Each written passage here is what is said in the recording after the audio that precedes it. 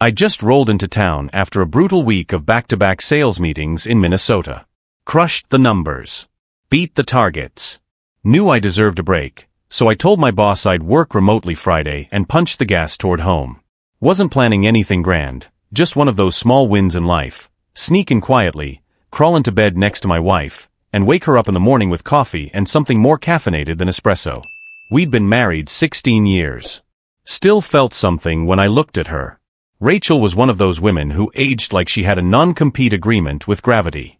Fiery red hair, lean figure, pale skin that flushed when she laughed. She used to model in college, before switching to dental hygiene, not that she ever worked in it. I met her when I was 19. She was 22 and the kind of woman you assume is out of your league until she's naked in your dorm bed stealing the sheets. It wasn't just sex, either. She had fire. She could cut people with a glance and kiss like she regretted every moment it wasn't happening. So yeah, I married her. What else was I gonna do? Anyway, that night, I pulled onto our street. Quiet neighborhood in Madison, Wisconsin. Big lawns. Bigger egos. The kind of place where dads pretend they grill for fun and not because it's the only thing keeping them from jumping into the lake. As I rounded the corner toward our house, I saw a car in the driveway. Not ours. Some glossy, pre-midlife crisis Lexus. The kind driven by guys who think cologne is a personality. Front door? Wide open. Lights off. But it was a full moon, and I saw it clear as day. Rachel. Standing in the doorway. In one of those oversized I stole this from my husband's shirts.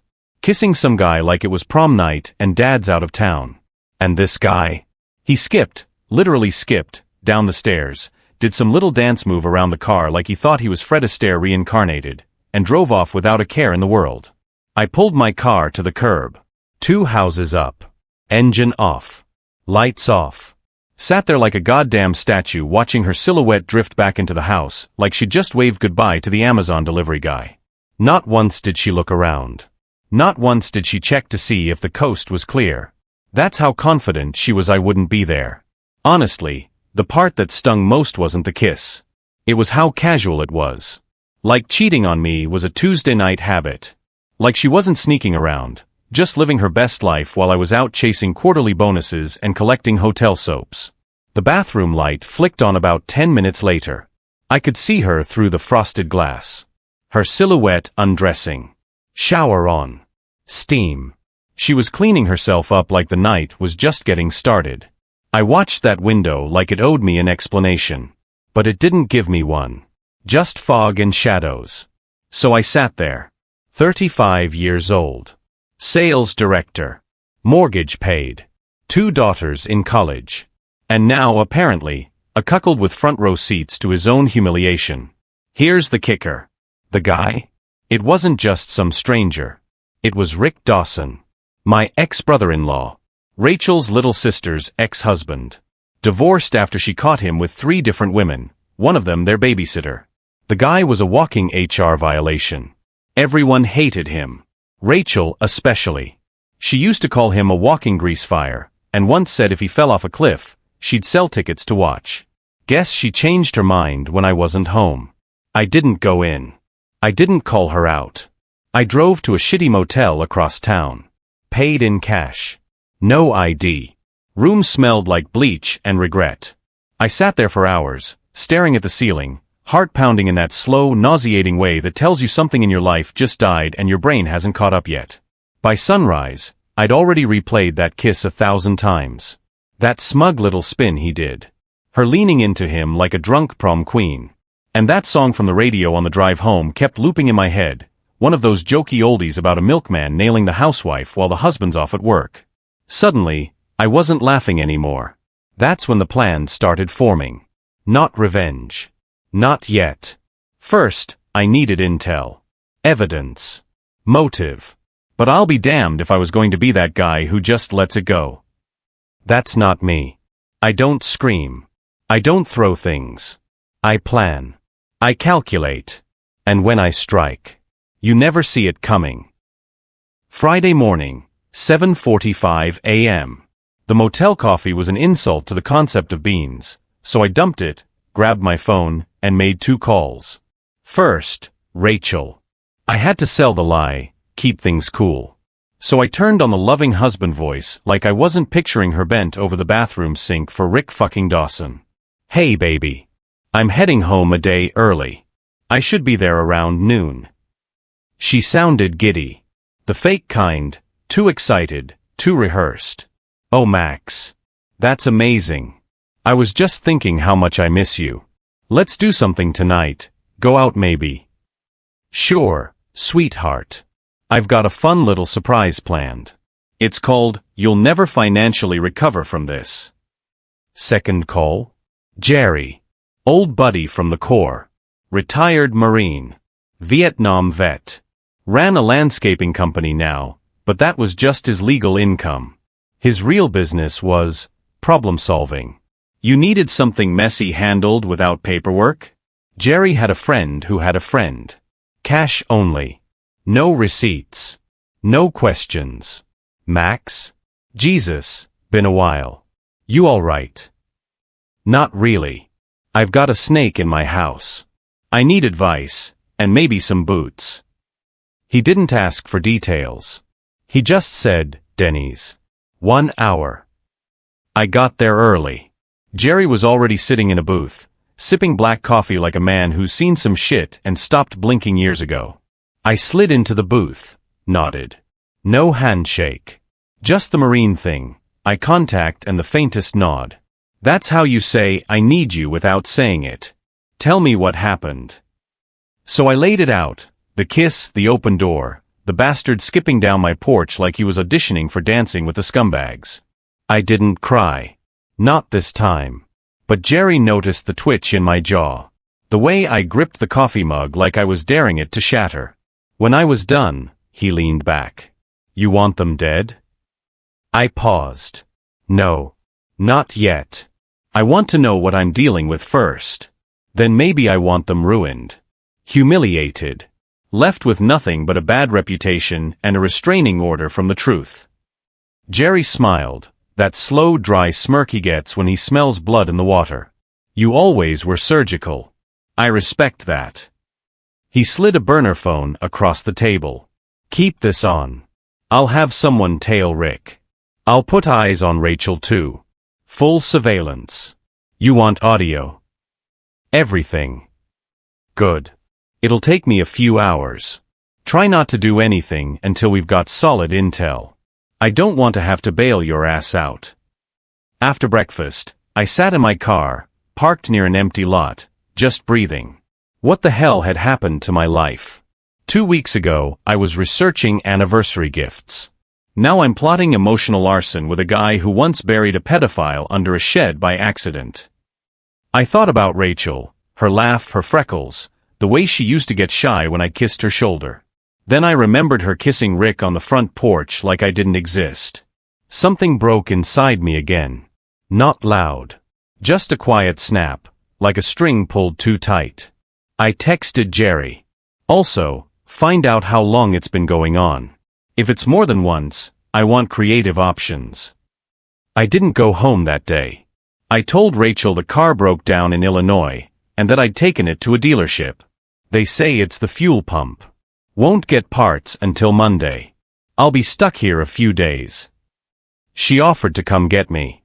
Of course she did. Guilt will do that. I declined. I wanted her to stew in her anxiety. Let her chew her fingernails wondering how much I knew. Let her feel exactly what I felt when I saw that kiss. Confusion, panic, dread. I spent the night in the motel again. Didn't sleep.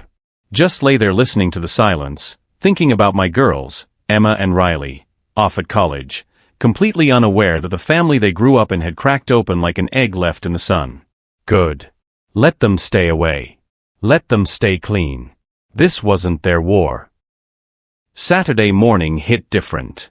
You know that feeling when you've been running on anger and adrenaline, and then it all just runs out? I woke up in the motel again, still wearing my jeans from the night before. My shirt was half off. No memory of falling asleep. The room smelled like pine cleaner and microwave burritos. I sat up, rubbed my face, and realized I couldn't go another day pacing the same 12 feet of cheap carpet. So I grabbed my jacket and drove until I found a park. Some city-maintained lake with those fake Zen benches spaced out like therapy checkpoints. Figured I'd walk a lap, maybe scream into a trash can, go home and pretend nothing happened. Instead, I sat down on a bench near the water. And within 30 seconds, I was surrounded by ducks. No, like, mobbed. Dozens of them. Flapping, waddling, begging little feathered bastards. One of them tried to peck at my boot. And just when I was about to say, "For real? You guys too?" I heard a voice behind me. "Don't mind them. They think you're me." I turned. Old man. White beard. Cane in one hand, a paper bag of bread in the other. He sat beside me like we were old drinking buddies. "Name's Leo. You look like a man who's carrying more than just crumbs." I don't know what it was, maybe the voice, maybe the ducks, maybe the complete absurdity of it, but I talked. Told him the whole damn thing.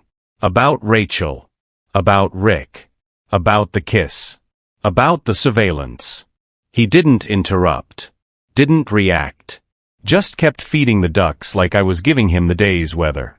When I finished, I expected him to hit me with some folksy boomer wisdom. Instead, he said, "I had a situation like that once. 'Cept the guy wasn't family. He was the new neighbor. Harold." "What happened?" I asked. He cracked a smile, not warm. "Surgical. Well, Harold don't live here no more. Let's put it that way." He didn't elaborate. I didn't ask. We sat in silence. Clara, the massive white swan, glided over. Leo fed her by hand like she was royalty. Then, without looking at me, he said, "Max, you want the pain to stop. I mean really stop. You gotta decide something. Do you want justice? Or peace? Because sometimes you can't have both." We met again the next day. Same bench. More bread. Fewer questions. This time I brought a loaf too. Ducks liked me better after that. Leo talked. Told me about Doris, his late wife. About the years they built together. About how Harold the neighbor started showing up when Leo was out in the fields. How Doris got flattered. How Harold started pushing boundaries. How Leo pushed back. Hard. Like, I hope Harold enjoyed the view from the bottom of a fence post hole, kind of hard. There's no satisfaction like permanent silence, Max. I've never lost a wink of sleep over it. I didn't know whether to be disturbed or impressed. Spoiler, it was both. And then Leo leaned in, real calm, and said, "You want me to take care of your problem?" I blinked. Thought he was joking. Looked at him. Dead serious. "You're offering to stomp the snake before it bites someone else?" "Yeah, I am." I started to protest. Not morally. Just logistically. I'm not built for prison, and I've seen enough courtrooms to know I'd fold under cross-examination. Leo waved it off. "You won't know a thing. You'll be clean. I'm old, I'm dying, and I don't give a damn. Got maybe 2 months left. Terminal cancer. I'd rather go out doing something useful than rotting on morphine. What do you say?" You ever get an offer so extreme, your brain just buffers like a bad YouTube video? That was me. I didn't say yes. But I didn't say no, either. Later that night, I sat in my car outside the motel, holding the burner phone Jerry gave me. It buzzed. Text from Jerry. "Got something. Call when ready." I called him immediately. We tapped her phone. "She's been calling you non-stop." Left a dozen voicemails. And guess who else called her? Rick. Bingo. Tried to meet up. She told him to screw off. He threatened her, said he'd tell your daughter she was cheating if she didn't come see him. Did she deny the affair? Didn't admit or deny it. Just said she'd never see him again and told him to eat shit and die. That last part made me smile a little. Jerry continued. "Max, it smells like blackmail. We're digging deeper. But right now, nothing she's done since you left suggests she's still into this guy. In fact, I think she's scared." I closed my eyes. This whole time, I'd been picturing her rolling around in bed with Rick like a soap opera. But what if that kiss I saw was something else? What if it was him pushing himself on her? What if I'd spent the last 2 days planning revenge against the wrong person? That night, I couldn't sleep. Again. I walked back to the park early Sunday, hoping Leo would be there. He was. Waiting. "You ready?" he asked. I hesitated, then said, "If something happens to him, and I mean anything, I need to be able to look my wife in the eye and say I didn't do it." Leo nodded. "You won't have to say a thing." I always imagined that if I ever caught the guy sleeping with my wife, I'd black out with rage.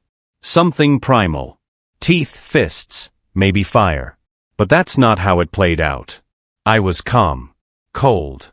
Like I'd outsourced my conscience to someone with better impulse control. And I had.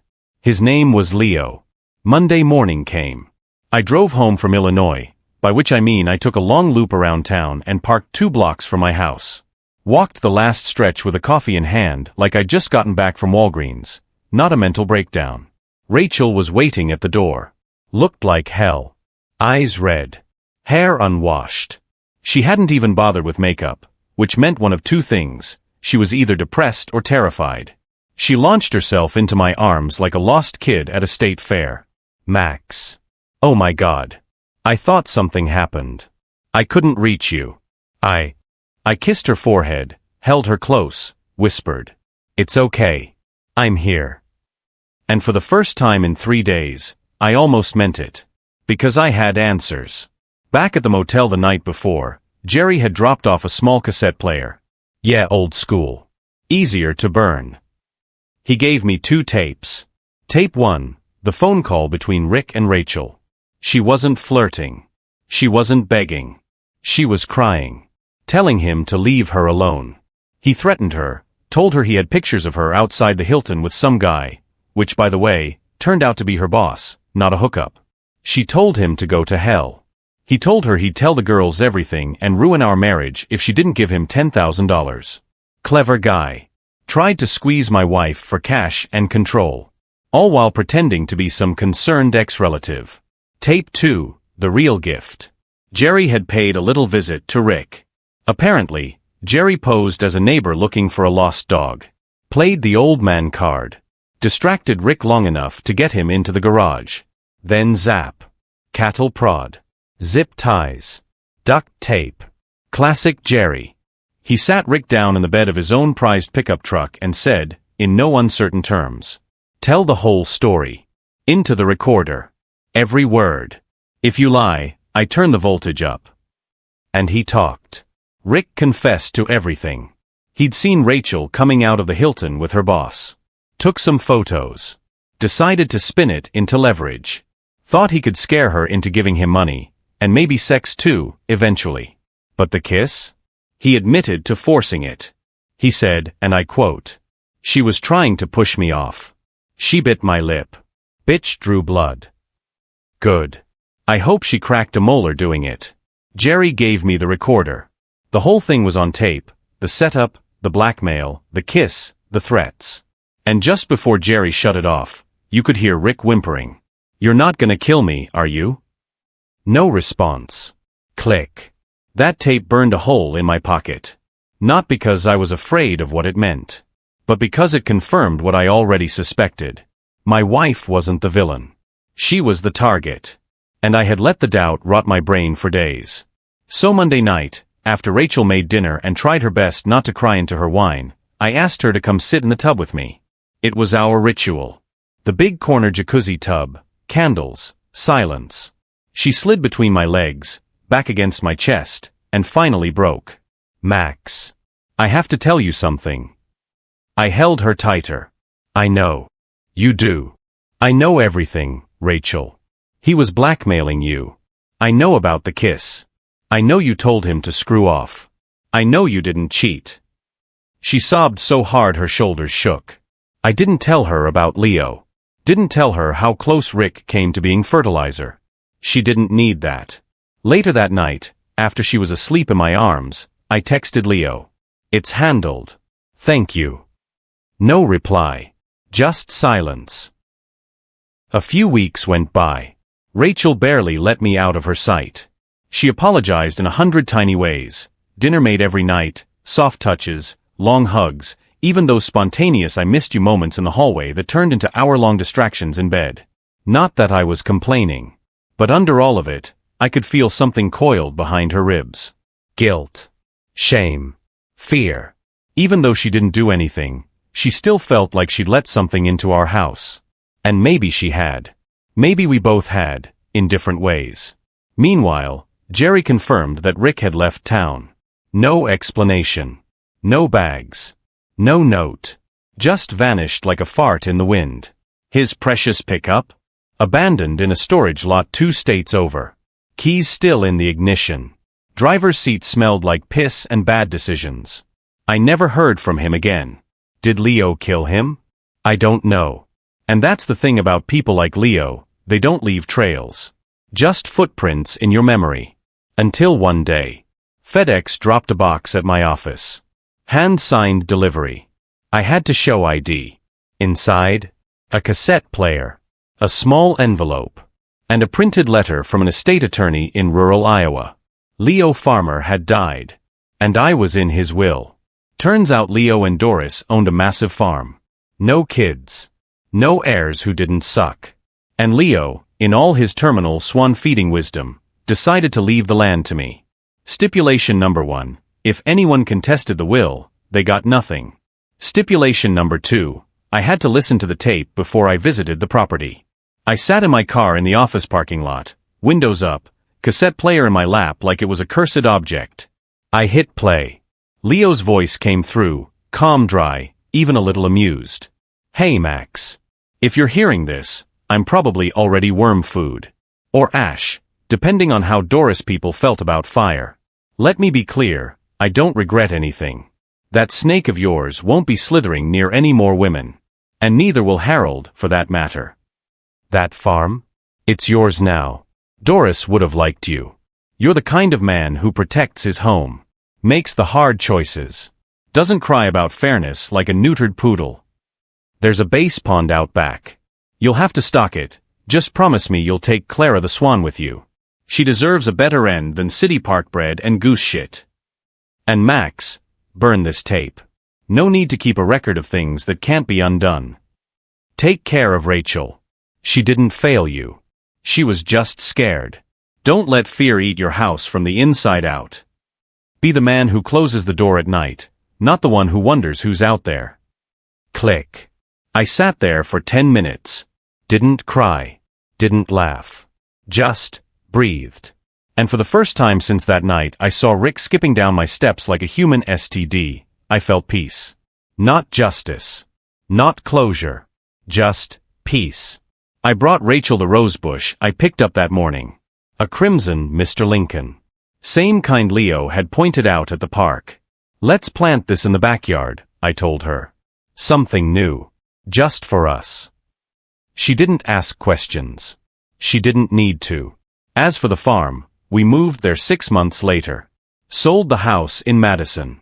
Left the ghosts behind. My daughters visited that Christmas. Said Mom seemed lighter. Said Dad was smiling more. I stocked the pond. Built a dock. Clara swims there now. She still comes when I call her name.